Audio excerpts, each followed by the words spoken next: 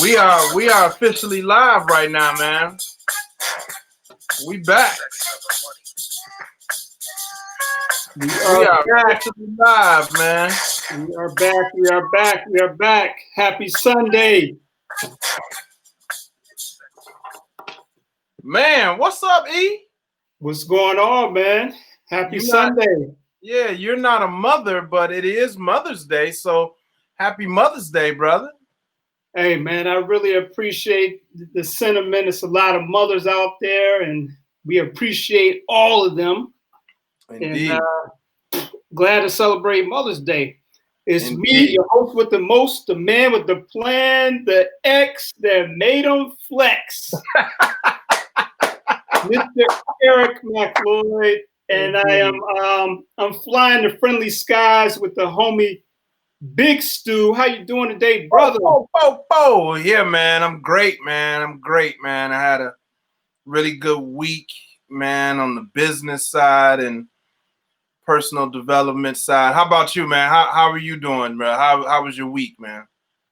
My week was pretty good, Scott. You know, like everybody, I'm very disappointed in this Ahmaud Arbery situation.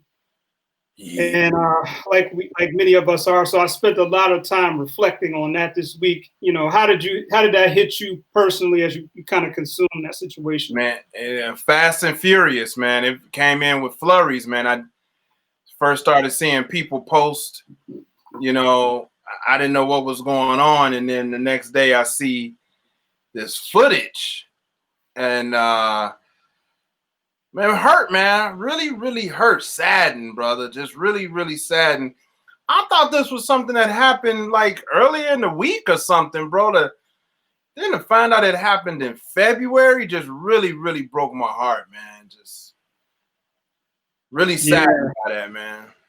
Yeah, I knew nothing about it, just like most of us. I didn't even know that this had happened. So, yes, we got it. This has got to stop. It's got to stop. That's all. That's What's gonna make it stop? I mean, man, I feel like, brother, why ain't we clapping back, man? Why we ain't take it to the streets against these cats, man? Against these white supremacist vigilantes? Like, you would, at some point you do want to fight back, man. Like, literally fight. Like,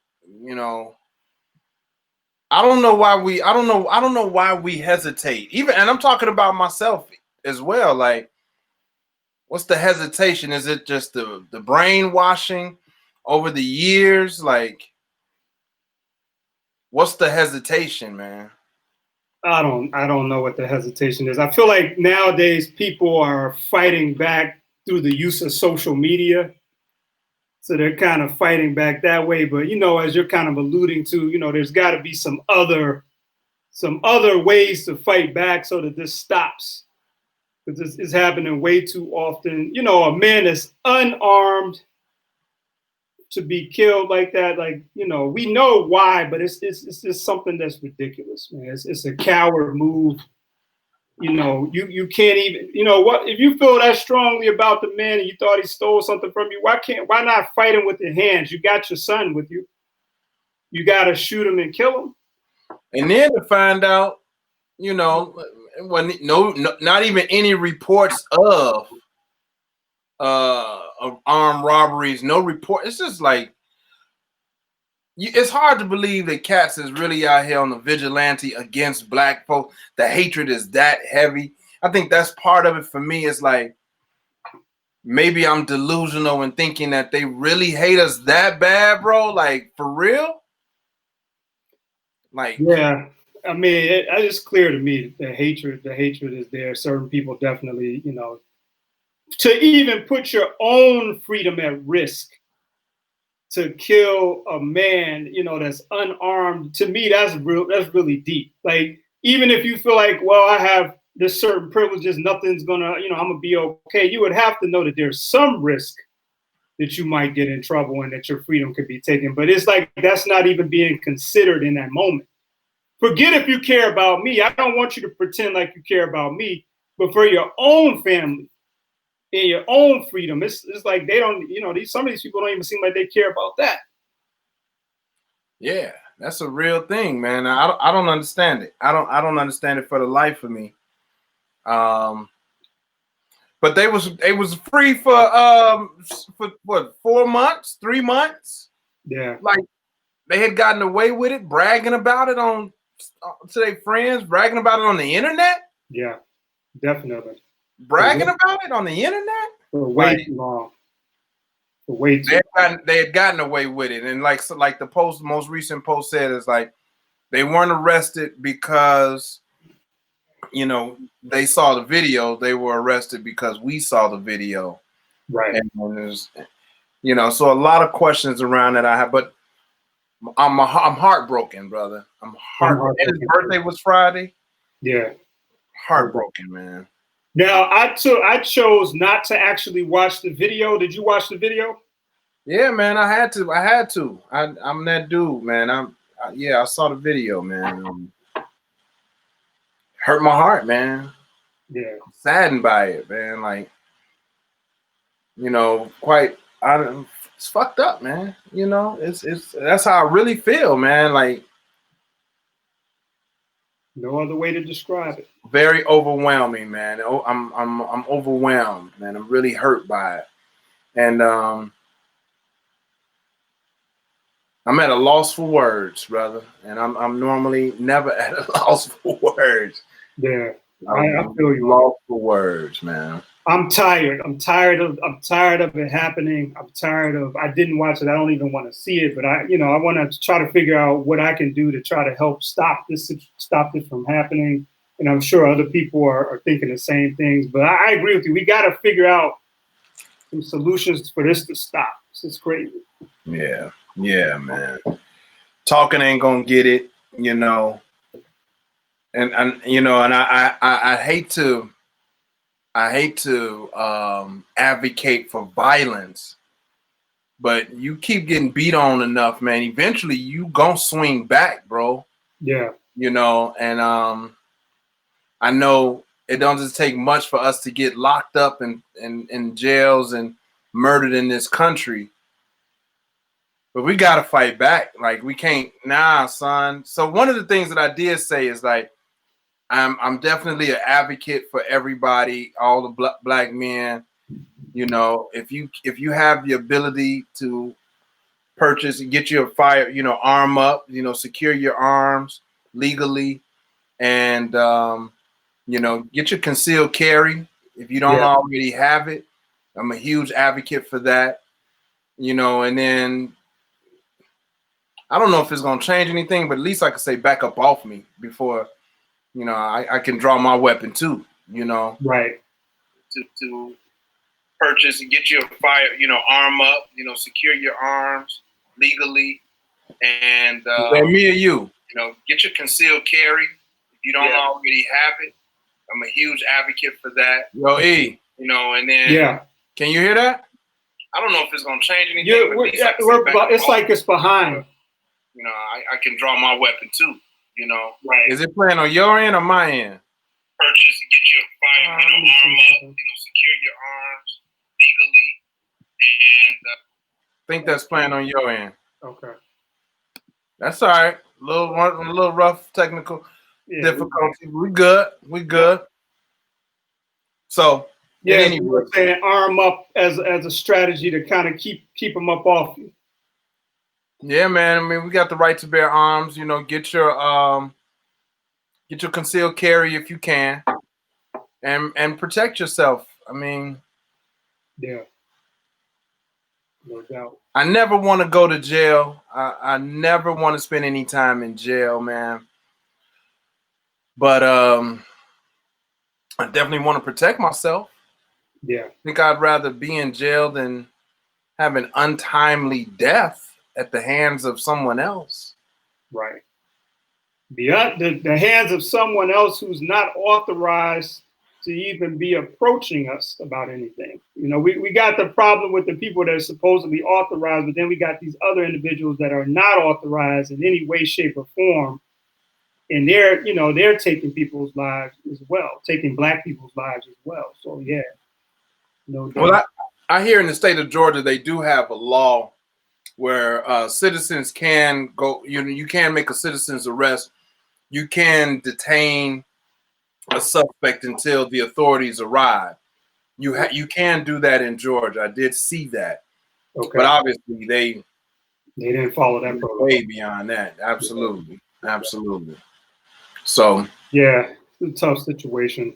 And then you were asking me how am I doing this week. So another thing that was on my radar is, and this is a big topic right now, it's the monthly Economic Crisis Support Act. Have you heard anything about this? I no. So what's it called? Monthly Economic Crisis Support Act. What do you know about it? So what I know about this is some legislation that's being proposed to possibly give Americans $2,000 per month. It looks like people who make $120K and under would be eligible. $2,000 a month. Families would get $4,000 a month. And then I think there's an extra $2,000 per child, or there's some actual amount that they're discussing per child. Now, this is going to be on top of the stimulus payment that we've already, some people have already received. Now they're talking about this support act. They're trying to push this legislation through. Do you think this is a good idea for Americans right now? So this is the Money, Sex, Gen X podcast. So the money part. So this is what I don't understand about the economics of these stimulus plans, unless there's money set aside in the budget already for crises like this.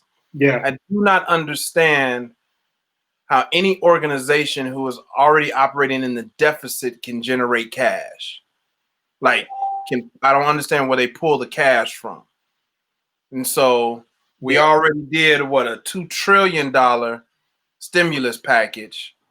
And then we came back with another 400 and some odd billion dollars. And now we're going to pull some more money out of our behind as a country. So I'm okay with getting the money. It's oxymoronish. I'm okay with getting the money, but how are we going to pay for this? I do not understand I do not understand how this works economically. Maybe you can shine some light on how this works. So for me, I just recently had twins. They're 7 months old. So it looks like it's $2,000 per child. And then I don't know. Tell me how it works, E. I don't know. Talk to me about how it works. Yeah. So, the last payment, I think, was $1,200 per person. And this one is a little bit different because it's not a one-time payment. It's a monthly payment. And it's, I think it's supposed to extend for a couple of months here. And so that's different because first of all, it's a higher amount than the other amount. The other one was $1,200 and then $500 per kid.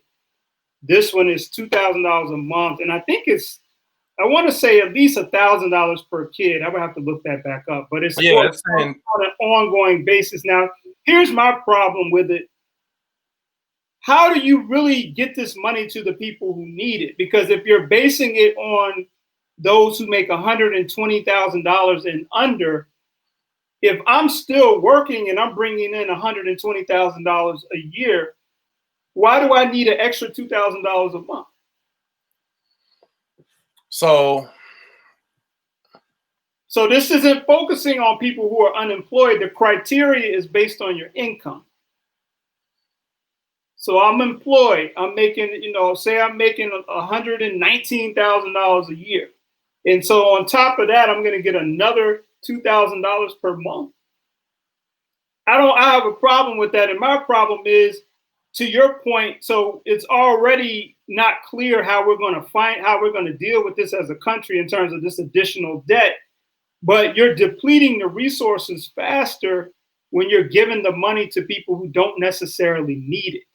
It seems like you would start off with people who are unemployed first, deploy the resources to them, and then keep any other money that you have in reserve and use it for them, so that if this is only supposed to be for 3 months, maybe we can extend it out for 6 months, 7 months, 8 months, or whatever, out to a year or so.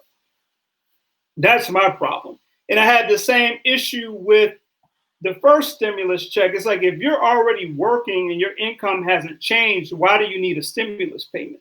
I mean, of course, anybody would like to receive free money, including myself, but I'm talking about the fact of, do you need the funds? And so we're depleting these resources, and you might not even need it. So let's say you're one of these senators. You're making the decision. Right. And let me bring this up real quick, Scott, as you say that. So the people who are trying to push this forward are Kamala Harris, Bernie Sanders, and this other guy, I wrote his name down, but I can't read it. But Kamala Harris and Bernie Sanders, who are two very prominent people in the media and politicians, they're two of the people trying to push this forward.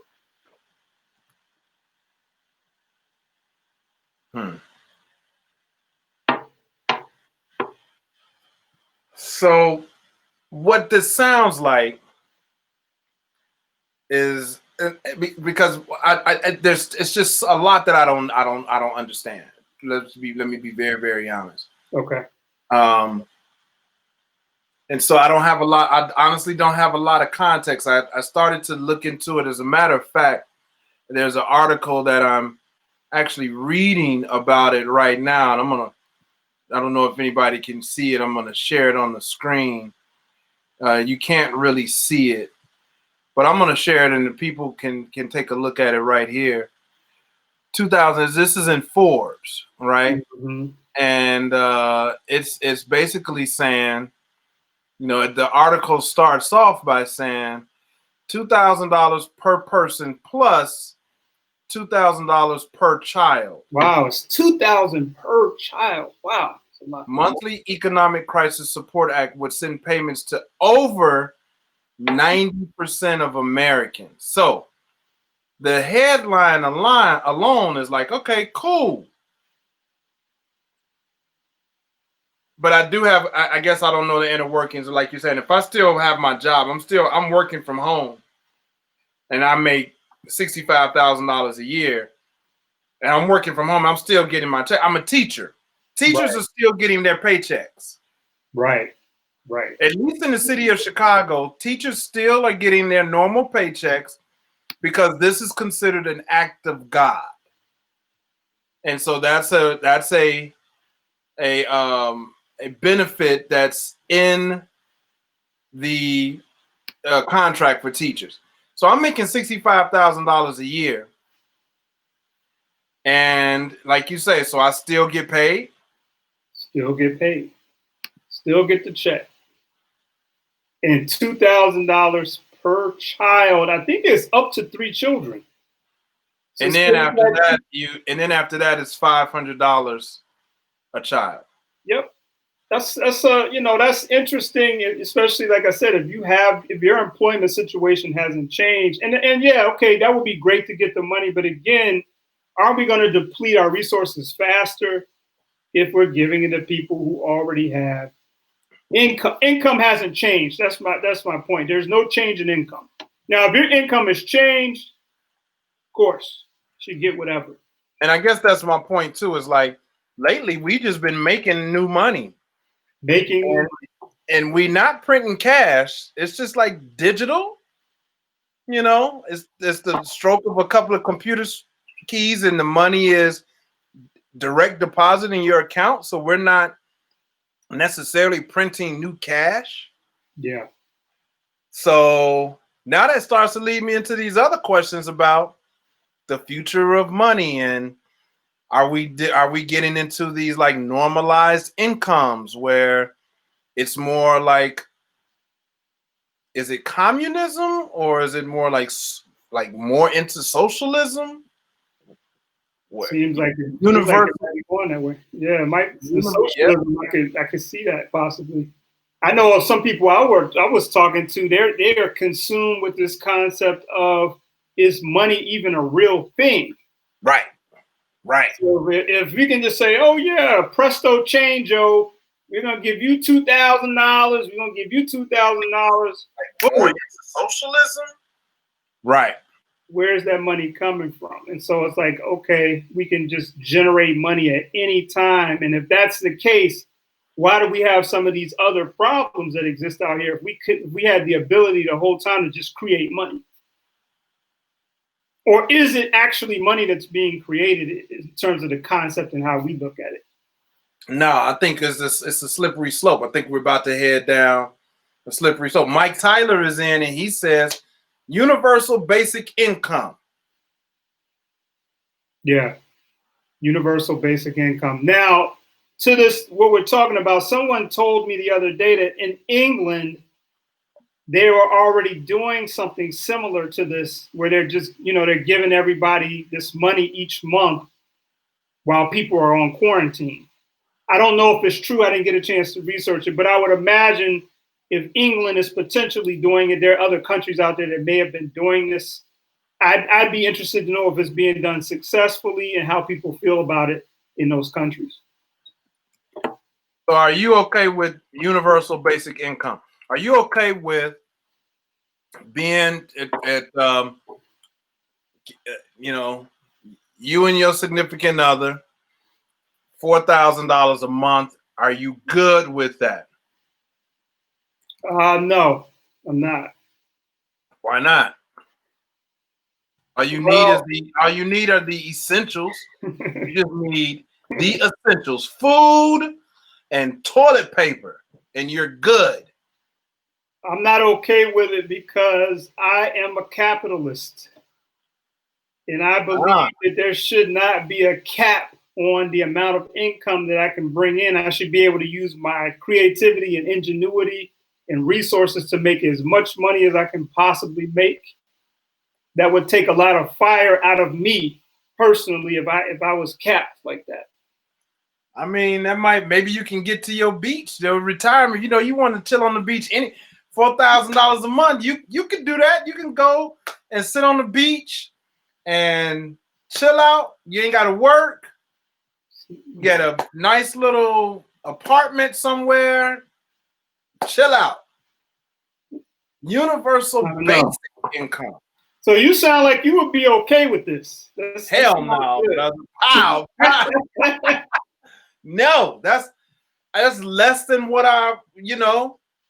that's less than what I'm shooting for, man. And sometimes it's less than what I make. No way. That's a step backwards. Tremendous. Losing money, man. No, sir. Tremendous. And so what does that mean? So in one respect, okay, give me that universal basic income. Call it welfare. All right, give it to me. And then can I still go out and make my own money? Can I still be entrepreneurial? Can I still is this just like the basic, like is this a catapult for some? We're going to give you this seed money, $2,000 a month just to survive so you can go and be a capitalist. That's a good question. And that's going to take me to this. I did a little bit of research. I and my younger brother are people who are consumed with people's incomes. Now, most people I talk to, they're consumed with the incomes and they're very curious about people's incomes who are entertainers. Like Beyonce made this, Jay made this. We don't care about that, but we have always been very concerned about people like ourselves. How much money do they make? How much money they bring in? Now, here's some interesting stats. Okay. And I don't know if they're accurate, but I tried to do as good a job as I could to get multiple stats to see if they were right. So the average salary, what do you think the average salary is of the individual person in the United States? So a singular person, what do you think the average salary is? $38,000 a year. According to my research, Scott, $58,379 is the average U.S. salary for an individual. That's pretty good. The average household income, from what I researched, is $63,179. Okay? So then I started thinking, I'm like, okay, cool. Now here's a stat that threw me off a little bit. Less than 10%, and this ties into the article that you put up, Because what did they say? They said like 90% of Americans will get the money, right? Right. Less than 10% of Americans earn over 100K. Did you know that? Okay. Yeah. Yeah. So that sound you would have thought that anyway, right? Wait a minute. Less than 10% of Americans earn over 100. Less than 10%? Less than 10% of Americans earn over $100,000 per year. I was shocked by that. I'm surprised. And so that's why in that article they said that 90% of Americans will get the money. Because it's like that 100, okay? And then here's the last thing that I looked up that really made me think a lot. They have a statistic for the amount of money that people consider when they're no longer in poverty. So if you said to a person, what salary would you need to not feel like you're in poverty? If you had to guess what people answered or what that number is, what would you say it is? So if I had to guess what other people say, I think they would say $100,000 a year. Do you know that people said from this research that if they make $30,000 or more, they don't consider themselves to be impoverished? So that blew me away. So $30,000. No, sir. I couldn't. Well, now we're talking about some mindset stuff, man, because that's the bottom of the. So $2,000 a month is only $24,000 a year. That's almost at the poverty line. Yeah. So if these people got another $500 a month, they would feel like they weren't impoverished. They were cool. Which kind of goes back to if all you need is food and toilet paper, you can ball out. Right. You can ball out. I mean, and what? Yeah, that's man. This conversation actually could be like really deserves to be a whole nother thing, and I guess is what we're talking about. Poverty. What are the poverty guidelines? Bridget Scarborough says, "What are the poverty guidelines?"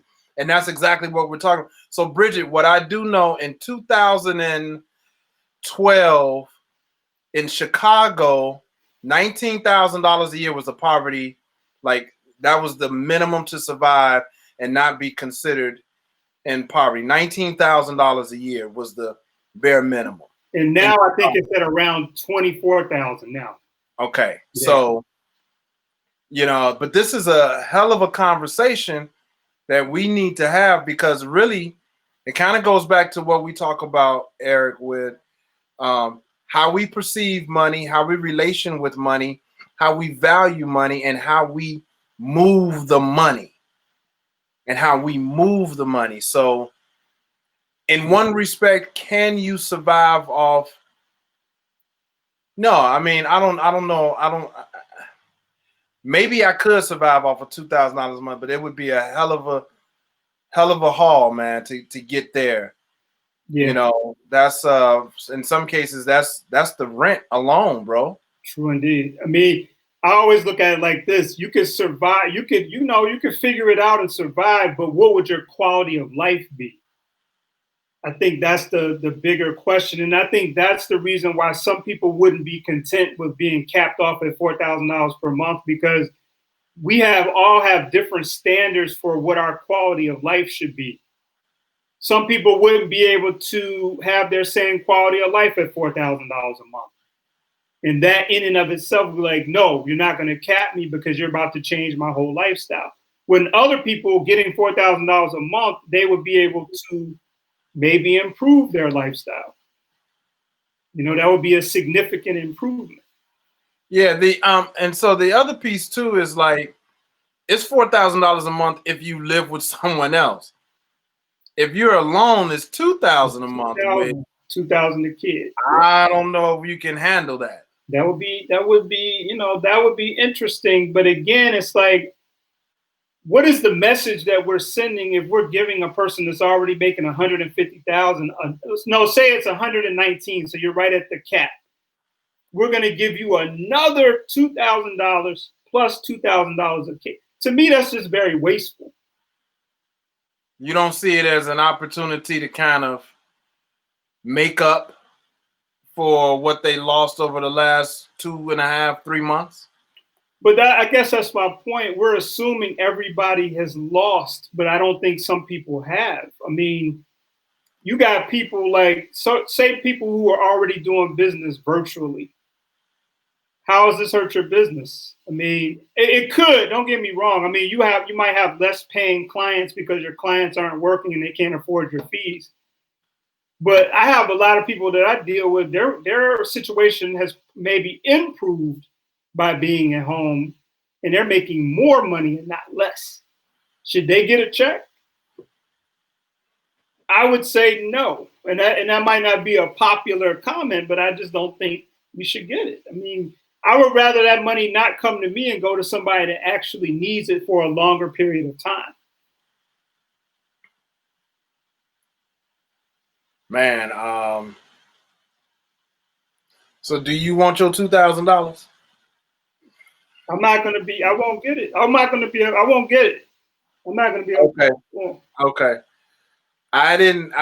So it was a couple of reasons why I didn't get my stimulus money. One is because I hadn't filed my taxes yet for the last, I don't mind saying it, for the last 2 years, 2018, 2019, I haven't filed yet. So I still have time to file before the end of December 31st. I still have time to file. So I didn't get that. And my income for last year exceeded the amount that I would have gotten anyway. Okay. I was above that threshold. But this one, I'm in it. So okay. My lady and I would get it. That additional $4 would be great. In addition to what we're already doing, kind of helps get us, help us take us to another level. If it's okay and we're not taxed crazily for generating additional revenue. Mike Tyler says this is a tricky topic. It is. And Bridget Scarborough says a lot of the reason for the stimulus is to boost the economy by encouraging spending. You know what, Bridget, that's an interesting comment. I hear that all the time. I just don't know if it's a good long-term, and now we're getting into this whole economic kind of, we could do a core economic, this is economics 101, but it's like, yeah, you are encouraging spending, but is it a good long-term solution? Right. And that's what I'm not sure about. Everybody out there, this is the Money, Sex, Gen X podcast with myself, Mr. Eric McLoyd, my co-host, Mr. Big Stu. We are talking about the money today exclusively.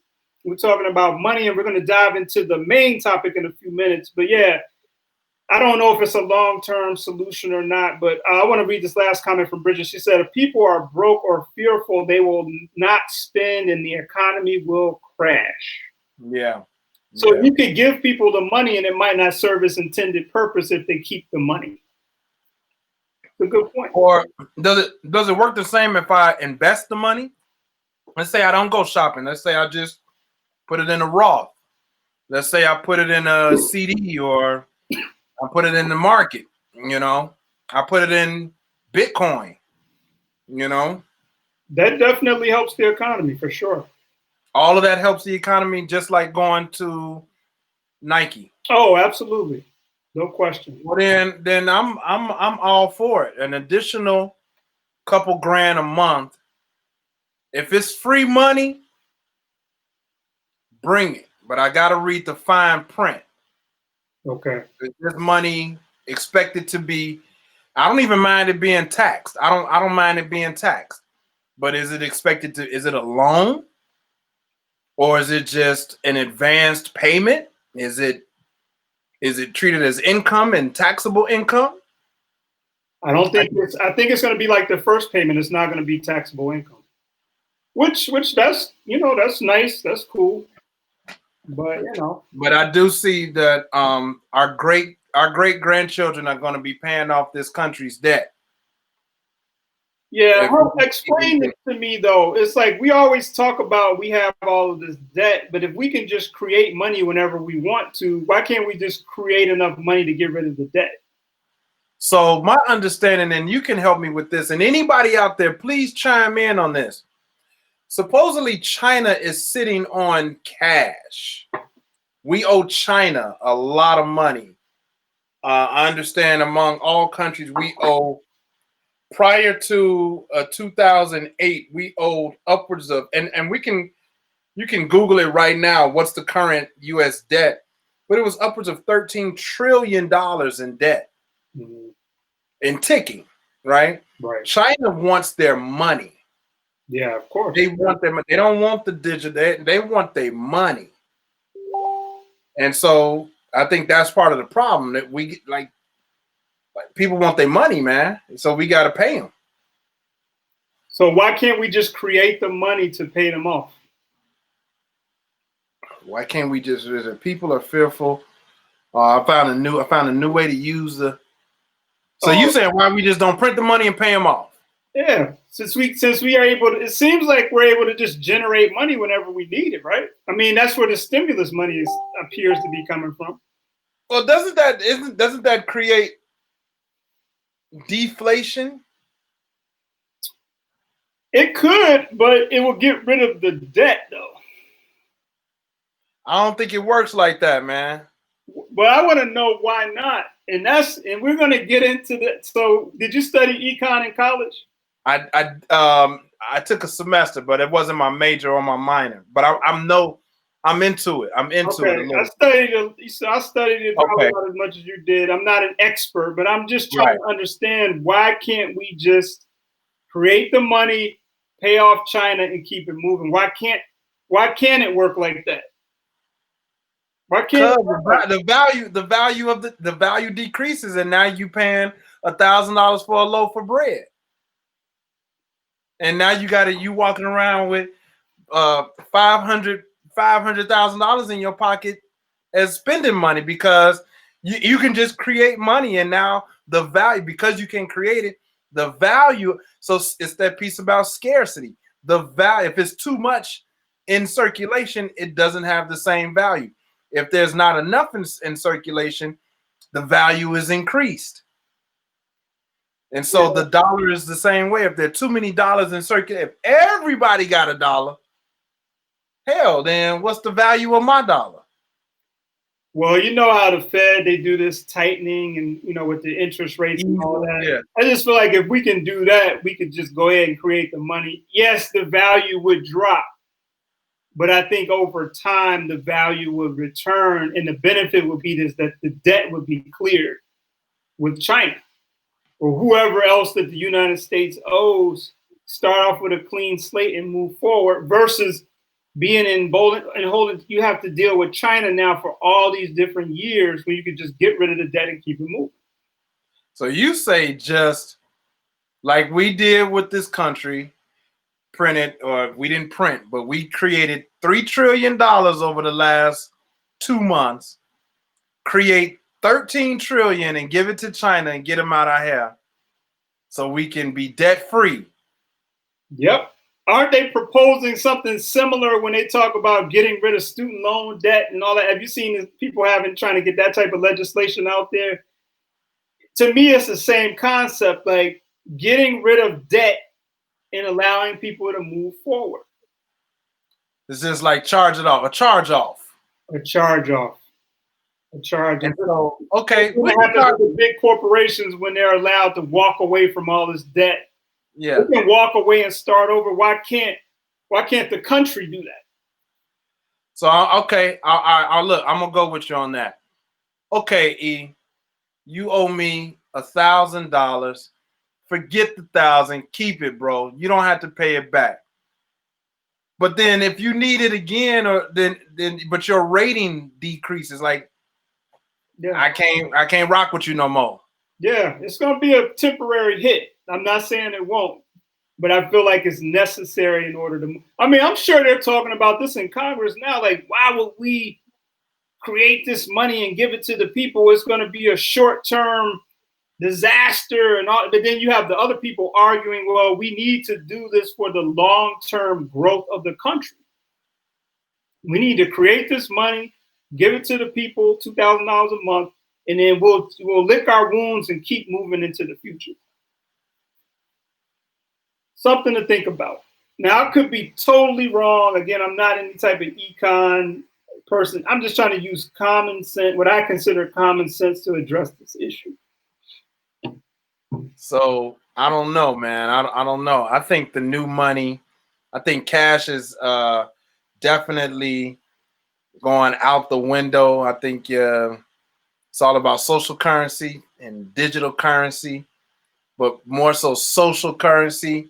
So you're gonna be 5-star rated to death on everything. Your exes is gonna be able to rate you. Your employers, not only will you be able to rate restaurants will be able to rate their customers, and you'll have an overall social currency rating. Yeah. That's going to play up into whether or not you are worthy of services. Absolutely. I love that. I love it. Why not? Why not? So if you're a jerk, it's an episode on Black Mirror I saw. If you're a jerk, you get 3 stars. You get 2 stars. Yeah. That's right. But if you're an upstanding citizen and you're good to the people, and you'll be 4.5, 4.8. Damn near 5 stars all the way through, and you'll have access. You'll have access. That's right. No doubt.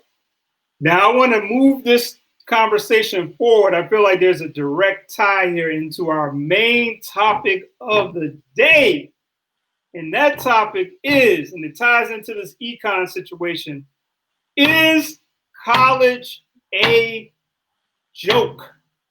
Is college a joke?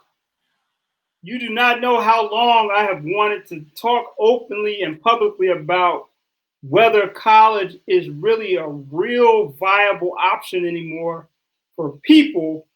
But before we dive into that, I want to talk to you specifically about, I know you went to college, you have a master's degree, I'm pretty sure.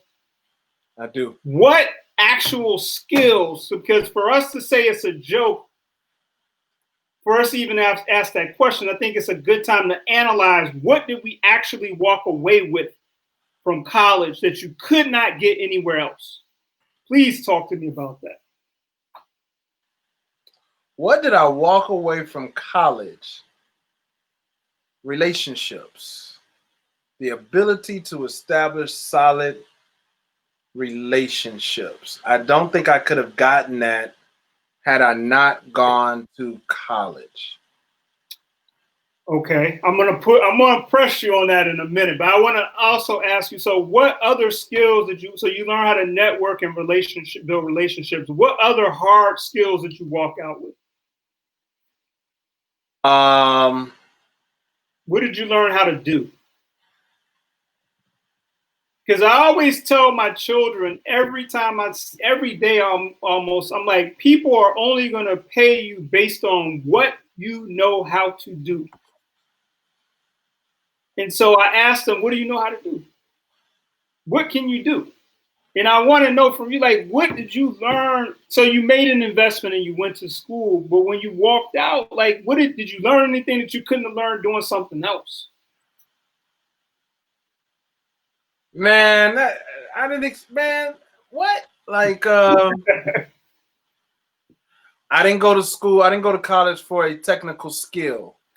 So it's not like I went to aviation college. I didn't go to Lewis University in Romeoville and learn to become a pilot.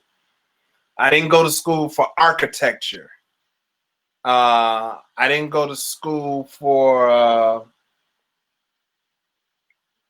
computer engineering, computer science. So I didn't walk away with a skill. I went to school for marketing. Wow. So I did learn how to market. I mean, I do know marketing. Okay. So you learn how to market and you learn how to build relationships. I learned how to market and networking, building professional relationships. Okay. I got you. Yeah, right. I got that. Okay. And how long did you spend in college?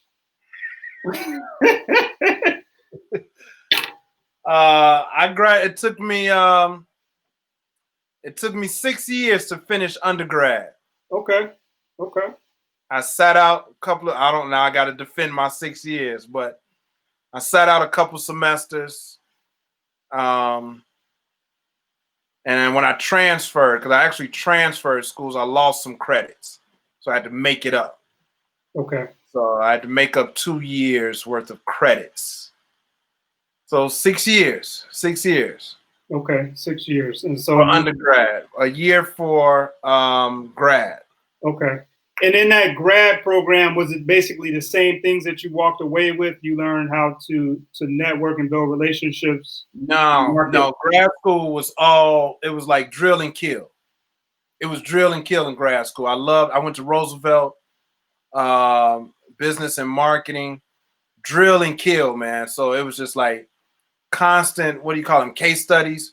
Yeah. Constant, just like, here's the problem, solve it. Here's another problem, solve it. Here's another, and you were constantly evaluated on that. I felt like I wish that was undergrad, because that was the work. It was like hardcore Fortune 500 problems that needed to be evaluated and solved from business and marketing perspective. So it was heavy. I loved it.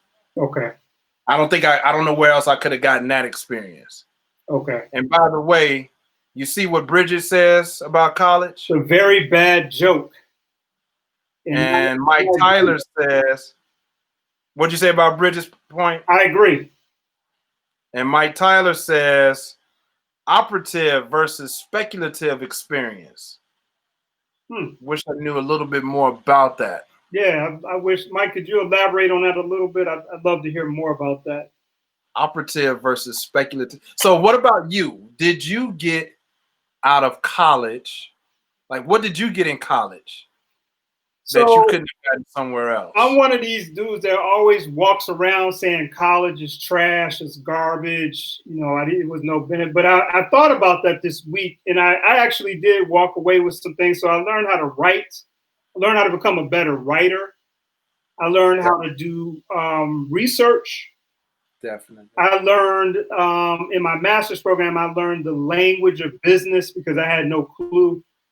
I learned that. And yeah, I did learn a little bit of the networking piece and all of that. Those are the main things that I would say that I learned. But I question whether I couldn't have learned those things somewhere else. So I'm not saying I didn't benefit from going to college, but I'm saying I'm pretty sure that I could have learned those things somewhere else. So how long did it take you to finish undergrad? Oh man, it took me a long time because I started when I was 18, and then I was out for a while. I didn't go back until I was like maybe my late 20s or something. Okay. Out for a long time. Okay. I went back and then I finished undergrad and I went straight into the master's program and got that done. Okay. So was college, was it worth it? Was it worth the investment? Not in the way that I went about it, no. Would you be where you are today if had you not gone to college? No, I would not, but I should. But here's what I'm arguing. I should be able to say that I could be. Because my thing is, so you're telling me I got to go to college to learn how to network with people? Like, are you? No. Like, I'm not. So let's think about Silicon Valley, for example. Though a lot of those cats, they dropped out of school and they created these multi-million-dollar or billion-dollar companies, right? They don't even have a college education. They some kind of way figure out how to network. Yeah, and they're probably, so that's a very good point. Yeah, so you learn how to code and do and build this website, but that's nothing. You don't know how to talk to people. You don't know how to close a deal. You don't know how to relation. You don't know the language. You can't take your technical skill and make it and put it in lay terms. You know, so all of those skills you practice in college. So yes, the college a joke. It's the price of college might be a joke. The experience that you get in college, you can't get anywhere else. You don't you normally don't transition from your parents' house to being in an environment with no real adult oversight and learn how to navigate your way through that without, some negative consequence.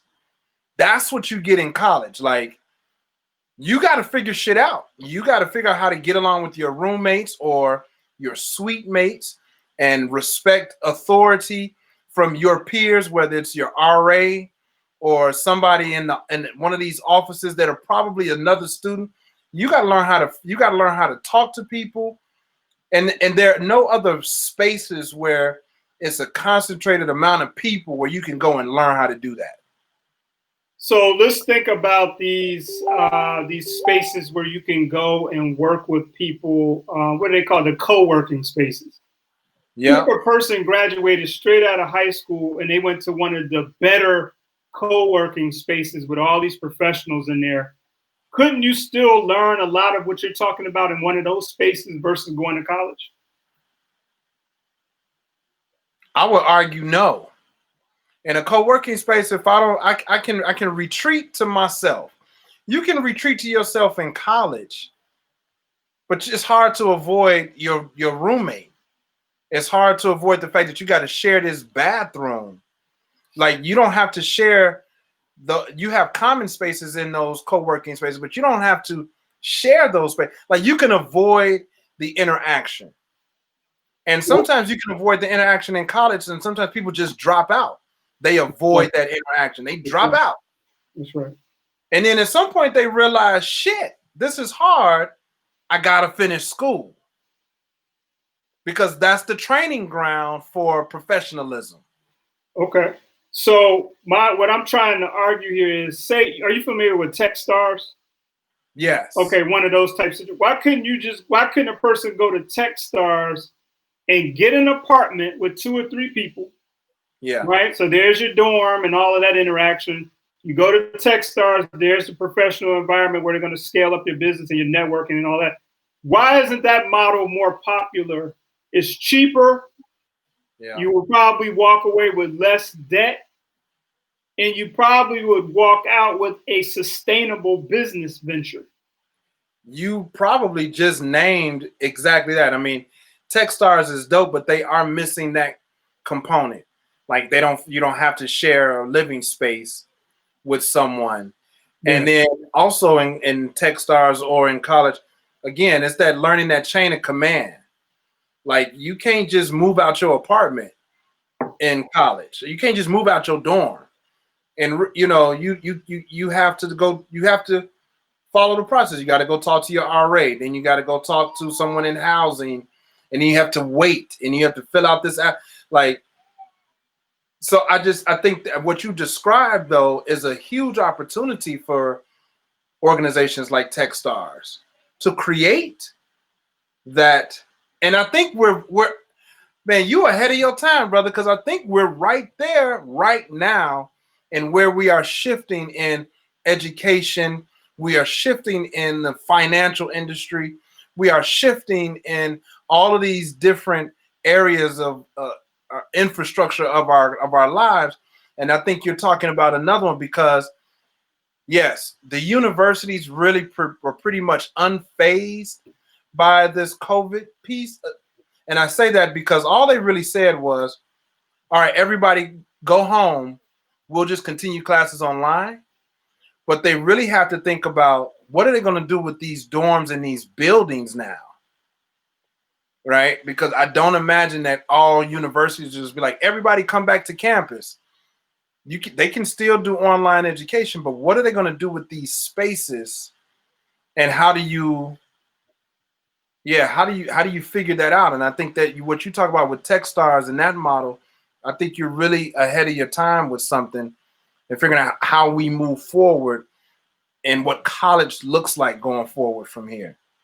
Yeah, I mean, I do think this is a good conversation to have, because it's like, you think about it like this. I was talking to somebody, a younger person. They're like, well, yeah, you're going to go to college in order to network. And I said, think about it like this. Say, let's take Howard, for example.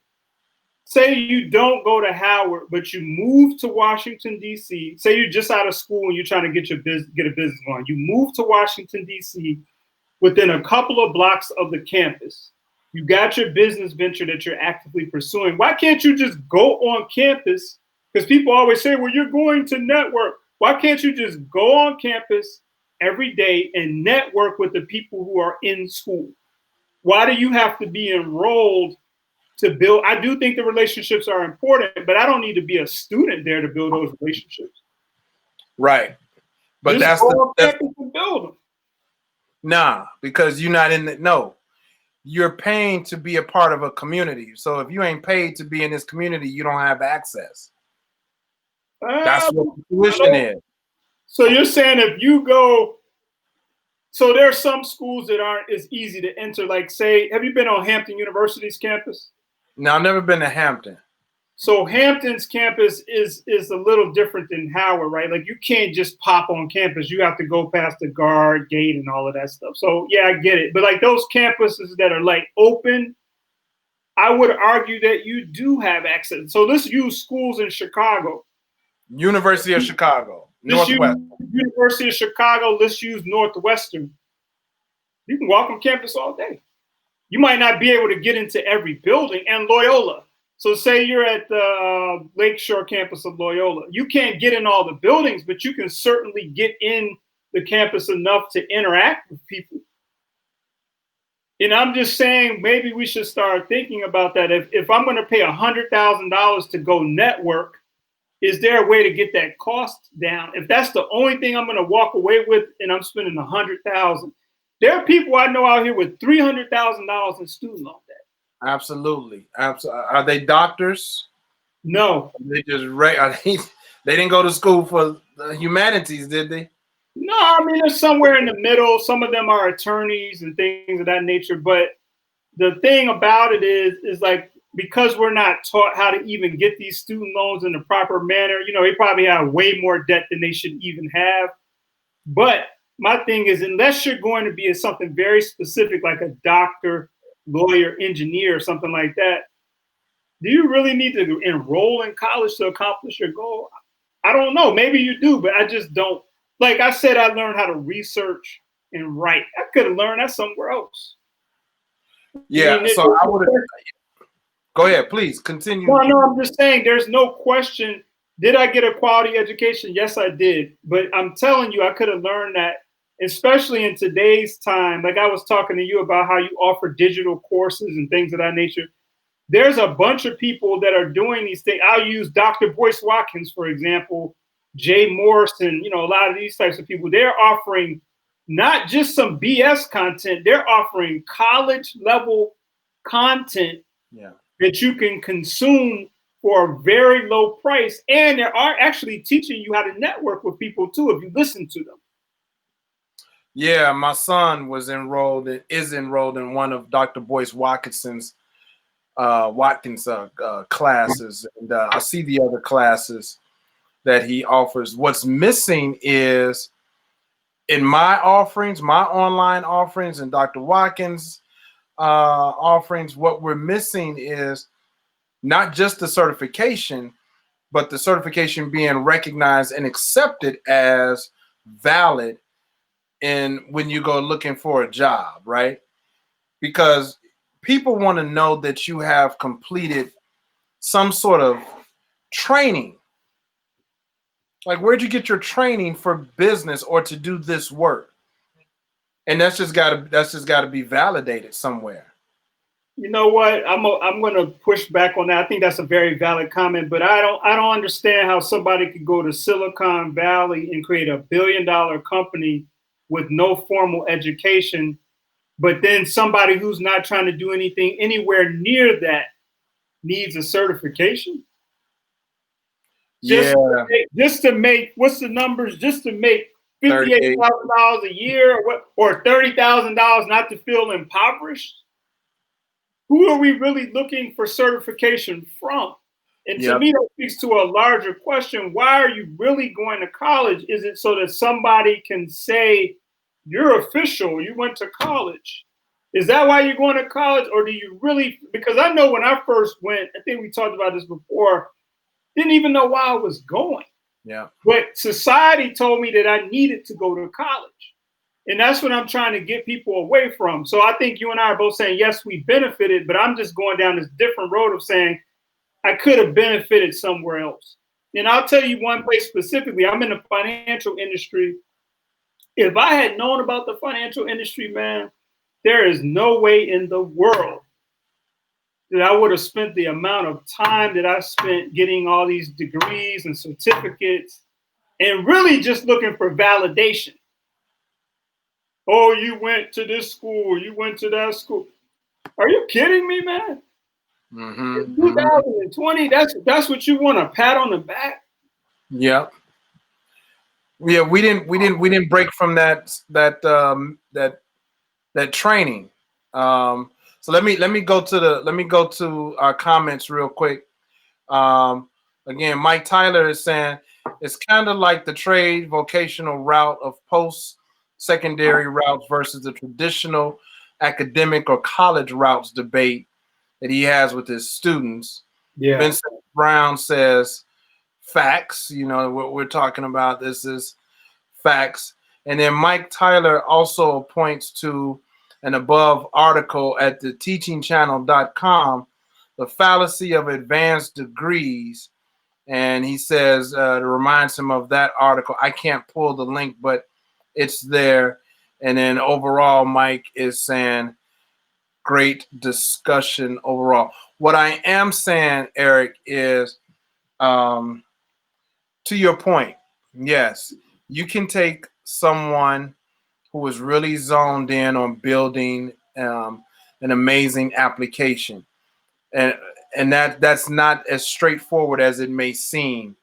But you can take somebody who can code, pair them with someone who is savvy about business, and they can build a tech company. Yes. And there are lots of companies getting millions of dollars in seed money. And I get it. I get these messages, these emails and newsletters all the time. So-and-so got 150 million. So-and-so got 3 million. So-and-so got $150,000. People are getting money, but there's a difference between building something and building something useful and building something that's useful and sustainable and building something useful and sustainable and profitable. True indeed. True indeed. Which is, as we both know, is a process. You know? It's a whole process. You're not going to get around some sort of formal training. And whatever you decide to do with that, yeah, some people, I think you and I are that last generation that went to college because we were told we needed to go to college to get a job. Exactly. We're probably the last of that generation. Now we're getting to where I'm trying to go. Please preach. Keep going. You got it. I mean, now it's just like I'm a college professor, and I always start every class. You don't need me. You can learn whatever you need to learn on your own. But you need to figure out how you're going to be a professional. You need to figure out your networks. You need to figure out how you put all of this stuff together and get it certified. And that even as you as a financial guy, if you didn't have your college degree behind you, you might not be where you are. I think we've already established this. You might not be where you are had you not at least. I graduated from Northwestern. It's like, oh shit, okay, cool. But you know what? I agree with that, but I'll say this too. I think if that's all psychological. And before I say that, I want to say what's up to Vincent Brown. He made the comment. I haven't seen that brother in many, many years. What's up, Vincent, man? It's good to see you in here. My cousin Leota said, Eric, let me hold $500. Better yet, $1,000. You got it. I don't have it, brother, but it's good to see you up here. It's unrealized. He's a perfect example of getting skills versus, a bunch of degrees and stuff. But, I think this is a good conversation because I just want people to understand that there's an alternate path. Once we get past this, the society is telling me that I need to go to college to be validated. So think about how crazy this is. You want the person that you're paying the tuition to validate you. Of Yes. course they're going to validate you. You're giving them the money. Yeah. It doesn't even make sense. That's like saying you want your landlord to validate you if you're renting a property. Of course they're going to validate you. That you're giving them money every month. Oh yeah, Eric, you're the greatest renter I've ever had. Why wouldn't they do that? That's who you're seeking your validation from. Like that, to me, that's just crazy, man. Oh yeah, you finished your degree, and then now you walk out with $100,000 worth of debt. Of course, they're going to add value to the degree. They're the ones selling it to you. Like right. we got to evolve from that mindset. That doesn't make a lot of sense to me. It's a system that's very flawed because it only benefits the person that's selling you the snake oil. Well, give me then what does it look like then? What is this new system of education and credentials? What does the new system of credentials look like? The new system, there is no credential. The new system is, what do you know how to do that people will pay for? Because remember, we talked about you went to college and you got a degree, but that doesn't mean you know how to do anything. Most of the people that I know that went to college, they had to go to some additional route to learn how to do something that somebody would actually pay them for. So you were saying, well, if you say you went to Northwestern, yeah, all of that stuff is cute. But once you get in the door, what do you know how to do, man? You got to do something. You said all of it is what? It's cute, man. It's great. You know what I mean? You went to Northwestern, you went to Loyola, you went to this school. Yeah, I did. What can you do? We're very clear about this, and you can go back to slavery. If you're not generating money for these entities, you're out. You're out, no matter what degree you got. Yeah, you got in the door because you went to this school, but if you're not generating some money, you are walked out of the door. So my question is my point is, let's skip past all of that. Why don't you learn how to do something on the front end? And then even if you do go to college, at least you're walking in with some skills. Yeah, so your fam told you, that my mom told me that college was obsolete back in 2002. And she was absolutely right. Post-secondary endeavors give youth options. Well said, Brother Eric. Yeah. And he goes on to say, you pay me not for how long I took, but what I know. What do you know how to do that somebody will pay for is what, to me, it comes all the way down to. I don't care what, this is how I am in my personal life at this point. I told somebody this the other day, I don't give a damn what school you went to. I don't care. How much money do you make per year? And what do you know how to do? And I'm going to tell you something. So I come from a family of tradesmen. And so does my cousin Leotis that's making these comments. He comes from a trade. His father's a tradesman. My brother's a tradesman. My father, they do very well for themselves. I think my brother has some college, but they didn't get the college education that we had. These guys make a lot of money. Nobody ever promotes in the media, be a pipe fitter, be an engineer, be an electrician, where these people are making a lot of money, but what do they keep pushing? You need to go to college. You know why? Because you can go be a pipe fitter and not walk away with a bunch of debt. Right. That's why you don't go see that promoted, because you're not making somebody enough money. But if I send you to college, I can get you to go to college and you can walk out. You don't know anything. You owe me money. And then you got to go. And then what's the next thing people do? Well, I can't find a job. What am I going to do now? I'm going to go get a master's degree. Yeah. You're going to go get another degree. Yeah. And you're already in the hole. And so now you're going to have 2 degrees and don't know how to do nothing. Yeah. I know a lot of people with a lot of advanced degrees that are broke. You know, a lot of PhDs that are broke. Yeah, I know a lot of them that aren't broke too. But my thing is, did you have to get in all that debt to make that the money that you made? Right. I would say no. Please clap back on me in these comments if you disagree with what I'm saying. All I'm saying, people, is we got to start thinking and stop with these slavery mentalities, man. We make everybody rich but ourselves. When you have examples of people that are making billions of dollars with no college education. So I learned something today. So the message that you are sending out is be good at something. Learn to be good at something that people will pay you for, and you will always have a job. You'll always have income. Did I over simplify that message? How would you say that message in your words? I would say it like this. I think that was a good summary. I would say it like this, though. Value yourself on what skills you possess that are in demand. Value yourself on what skills you possess that are in demand.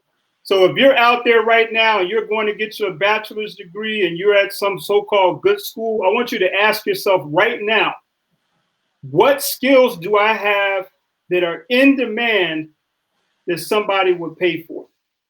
And if you are unclear about that, go on these various websites and look for what jobs are out here. Look at what kind of businesses people are forming, and ask yourself, do I have any of these skills?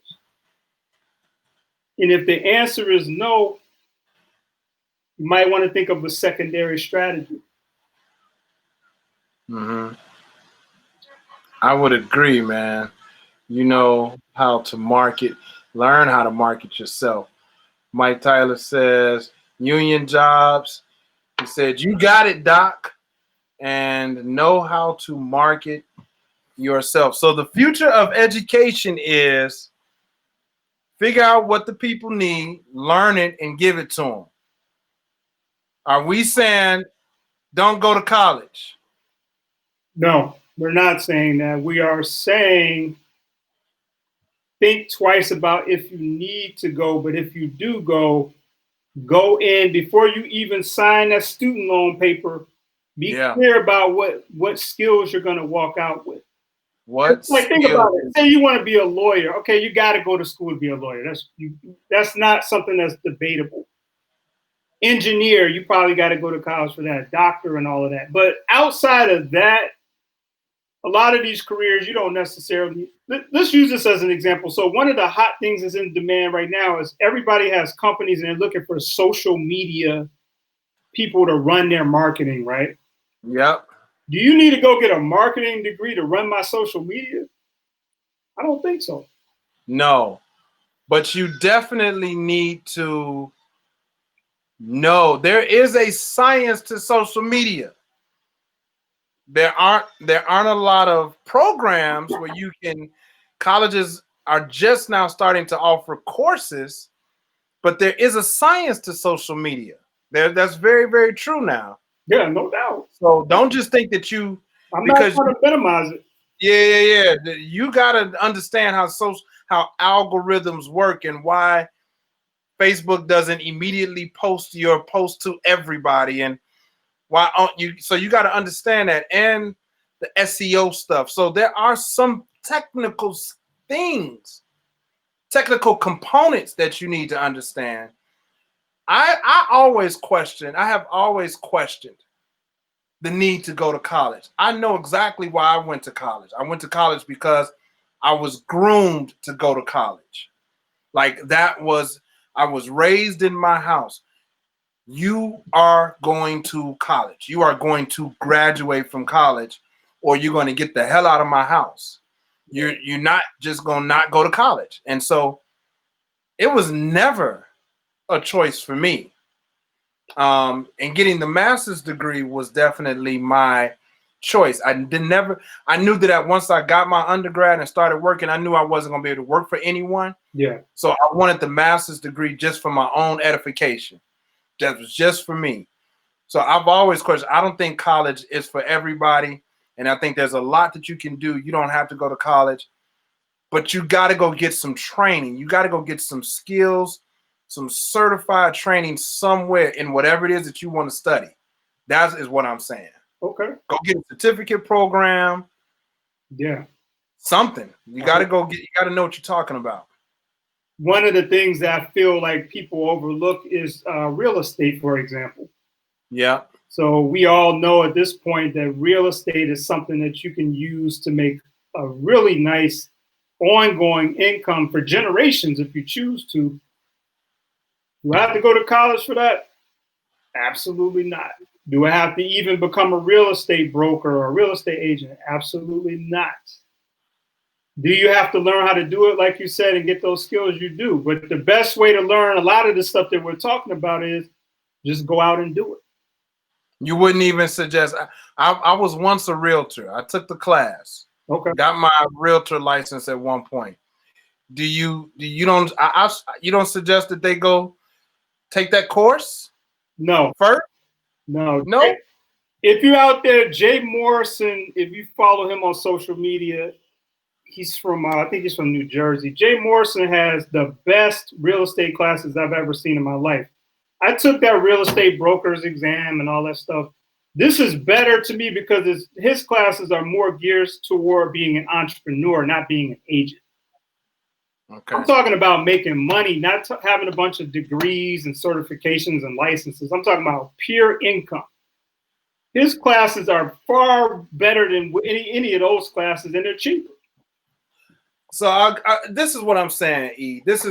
I don't think we're totally on the same page. I think we're in the same race in this conversation. I don't know if we're in the same lane, on the same page, because this is what I'm saying. I think, while I don't think you need to go to college, I think you need to show a competency. You have to show that you have a basic understanding of the topic. And so you can get that one or two ways. You can go out there in the market and feel your way through it, or you can go take a course and get certified at it. Like so I agree. Like those are the two ways. And so if you decide to go the Jay Morrison route, you're gonna pay some money. Yeah. Maybe you don't take out a student loan, and maybe it's just money out your pocket. Yeah. And it's gonna take you a lot longer, I think. No, I disagree with that, brother. I disagree. Okay. All right. We can agree to disagree. Yeah. I decided to get my PhD. But I decided that my PhD I'm going to achieve my PhD through the honorary track. Okay. The honorary track takes at least 20 years. Okay.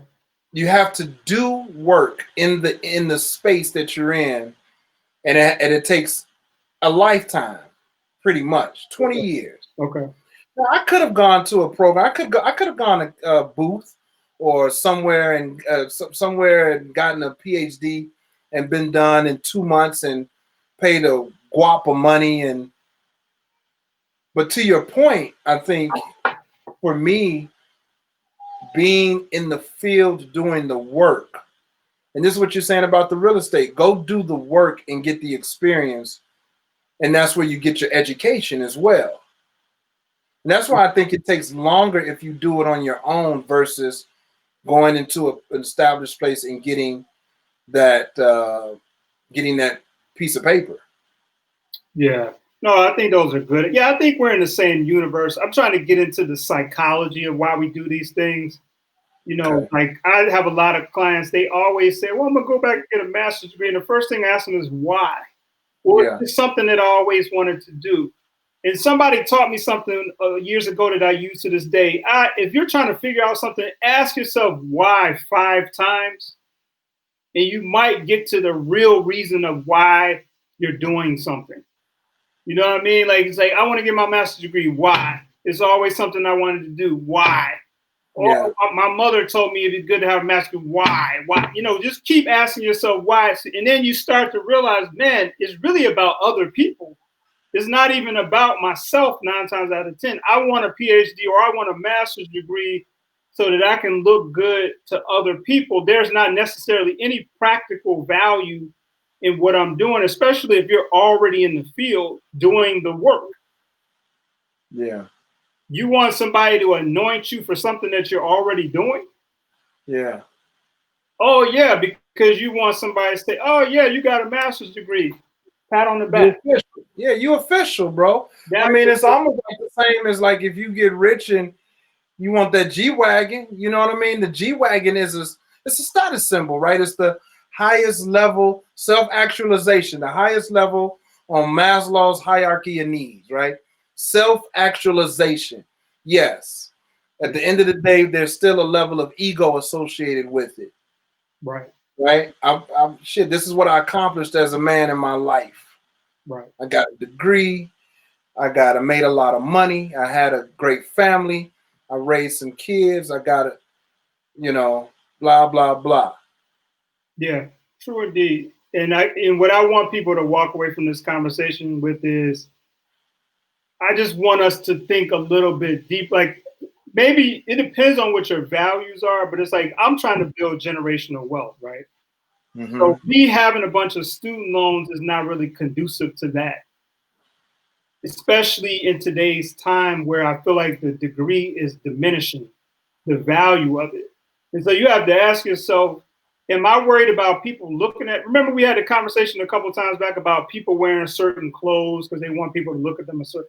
So if we can move past that and decide, okay, if I'm wearing this low hat and this low sweater, it's because I want to versus me needing you to see me in some certain type of way. Why can't we do that professionally as well? And only make that investment if it actually is going to be beneficial to me versus it being beneficial to your peers. When you think about most of the people that you know that are actually generationally wealthy, most of them don't even have a lot of these degrees and stuff. Not the ones that I know. I agree, but the statistics show that most millionaires, and you are in-house statistician, most millionaires have a college degree. It's not the other way around. The myth is most millionaires don't. That is not true. The facts are most millionaires have a college degree. Fact. Is that why they're a millionaire, though? It might not be. Hold on. I don't know. Sir, can I ask you a question, though? I'm glad you said that. Just think about some of the wealthiest Black people that we know that everybody is aware of. Jay-Z, Beyonce. Who else? Somebody? Oh, Bob Johnson. Bob Johnson. Maybe does Bob Johnson have a degree? We have to get our statistician on it.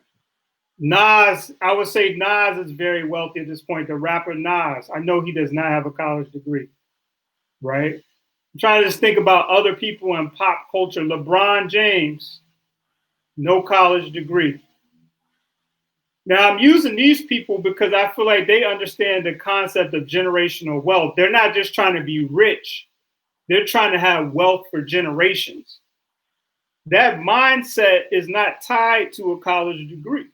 And these are some of the people that we're all aware of that we follow on social media and look up. Kevin Hart. Kevin Hart is another person who I feel like he understands the concept of generational wealth.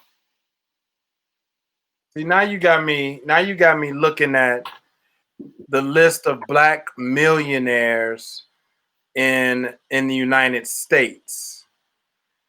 I typed in millionaires, but it immediately went to billionaires, Black billionaires, in the United States.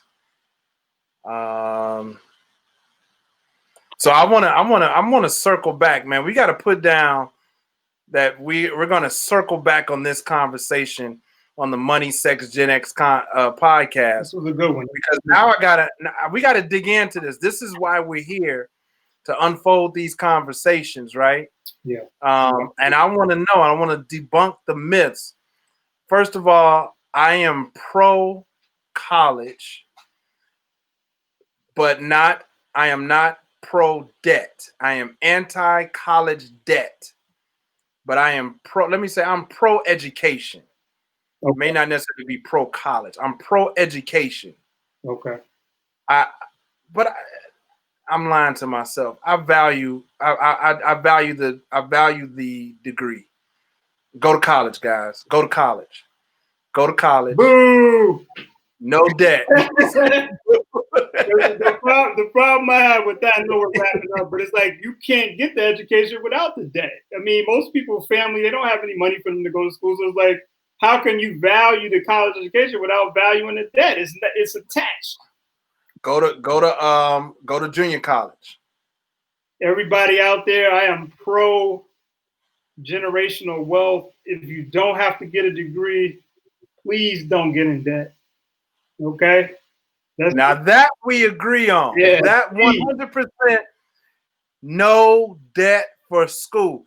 No debt. Now I'm on. Now that I will protest on. No college debt.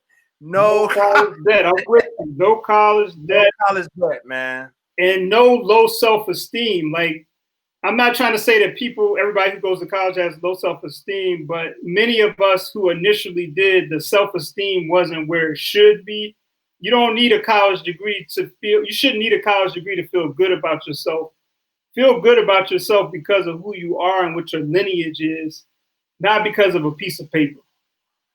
I'm never going to be in support of that. Don't let these people trick you into thinking that you need a piece of paper to feel good about yourself. That's crazy. If you want to value yourself on something, value yourself on how much income you bring in every year and how many people in your family, how many families you can create and pass that wealth on to. I know people, they always talk about how much money they got, but they won't even have a child to pass the wealth on to. So they holding on to the money. They don't understand generational wealth. They don't understand that. So That's my 2 cents for today on that topic. I know I went a little bit more aggressive today than I usually try to be, more laid back, but I'm very, very passionate about this topic because I'm tired of seeing people fall into this trap. So, no college debt. Go get educated, but do it without debt. We agree? We are totally in agreement. And I do want you to know before we close out, I respect your point of view tremendously. This is just a conversation. I don't agree with everything, but I still respect your point of view as being my peer and another Gen X brother out here that's successful. I mean, I'm not going to sit here and say that the college degree didn't play a part in that. I'm just saying there's other ways. Absolutely. Let's check in with a couple of, we have Mike Tyler wants to chime in, and I found out how to use the technology a little differently today. So let's go back up a little bit. Mike Tyler says he's still debating going back for his doctorate. Don't do it, Mike. Don't do it. He says he agrees with you. Family, peer pressure, reasons why we went to college. Yeah. Mike Tyler talks about the legacy that stuck out for him. Yeah. And he says a lot more, actually. There are 45 millionaires that he can think of, no college and all. I need to see the facts on that, Mike. I ain't buying that one. So shots to you on that one. He says that he wishes he had no college debt. He also says, know thyself. He agrees with you on that. And then he talks about this last point that I've had this conversation from time to time. Imposter syndrome. Imposter syndrome. We ought to investigate that a little bit. Yeah. I've heard people talk about this sometimes. It's like, I'm doing it. I'm in the space. I'm getting it in, but do I deserve it? Should I be here? Am I worthy? And so that's that confidence piece that you were talking about. No doubt, no doubt.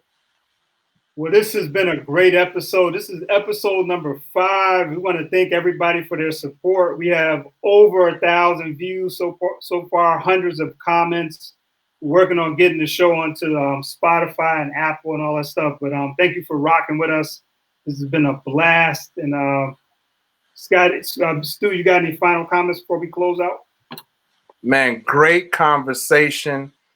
I don't have any. I think we really rocked it out this episode. Stay out of debt, man. Stay out of debt.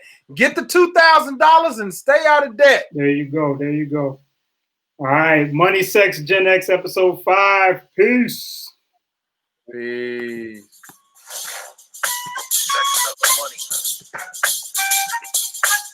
Good job, brother.